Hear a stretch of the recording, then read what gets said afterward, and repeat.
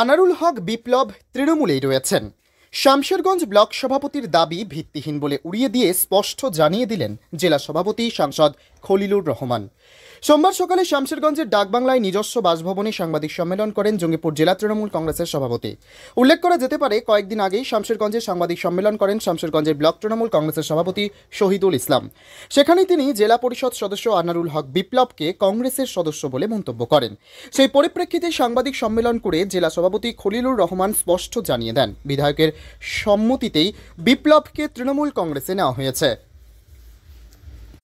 জঙ্গিপুর থেকে তরিকুল শেখের report, Jangipur TV. 21শে July 1993 সালে যে রাইটার্স বিল্ডিং অভিযানের ডাক দিয়েছিলেন আমাদের নেত্রী মমতা ব্যানার্জি, তা দেশের মানুষের অধিকার রক্ষা করার জন্য। অর্থাৎ সেই সময় যেভাবে মানুষ তার মতাধিকার, তার ভোট যেভাবে প্রদান করার কথা, সেভাবে মানুষ পারতেন না।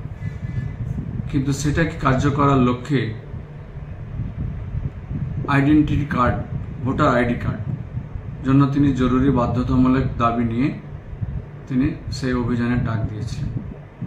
সেদিনকে দেখা গেল বাম শাসনকালে সেদিনকে 13 জন মানুষ নিহত হলেন পুলিশের গুলিতে এবং কয়েকশো মানুষ আহত হয়েছিলেন। তার মধ্যে আমাদের নেত্রীও ছিলেন আহতদের মধ্যে, এবং তিনি খুব জোর বেঁচেও গিয়েছিলেন। আমাদেরই কোনো কর্মীর মধ্যে তার সহযোগিতার মধ্যে থেকে তিনি বেঁচে গেছিলেন। তো সেটাকে পার্টি সেই দিনটাকে স্মরণ রেখে প্রতি বছর স্মরণ সভা করা হয়, এবং এই স্মরণ সভা থেকে আমরা উৎসাহিত হয়ে থাকি, কর্মীরা উৎসাহিত হয়ে থাকেন, এবং আমাদের নেত্রী নতুন করে কিছু মেসেজও দিয়ে থাকেন যেন আমরা সবটাই মানুষের কাজ করতে পারি, এলাকার উন্নয়নের স্বার্থে মানুষের কোনো অসহায় মানুষের পাশে দাঁড়াতে গিয়ে যেন আমরা তৎক্ষণাৎ এগিয়ে যেতে পারি, তার মেসেজ থাকে, এবং কর্মীরা উৎসাহিত হয়ে আবার নতুন উদ্যমে নেমে পড়েন। এবং সেখানে কয়েক লক্ষ লোকের সমাবেশ হয়ে থাকে। আমরা মুর্শিদাবাদ জেলা থেকে, তার মধ্যে জঙ্গিপুর সাংগঠনিক জেলা বলতে পারা যায় 19শে জুলাই থেকে যাত্রা শুরু হয়ে যায়। আমাদের থাকার ব্যবস্থা রাজ্য পার্টি একটা স্টেডিয়ামে করে থাকেন, এবং স্টেশন থেকে পিক আপ করারও ব্যবস্থা করে থাকেন।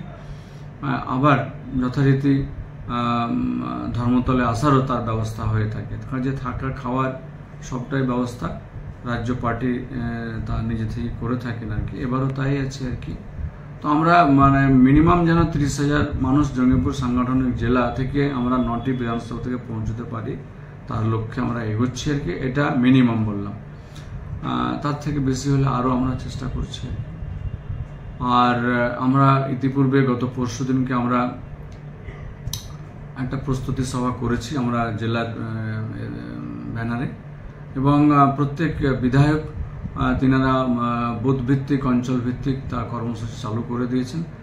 কিভাবে 21শে জুলাইয়ের সমাবেশকে সফল করা যায়, কিভাবে 21শে জুলাই মানুষকে সঙ্গে করে নিয়ে যাওয়া যায়, তার প্রস্তুতি শুরু হয়ে গেছে।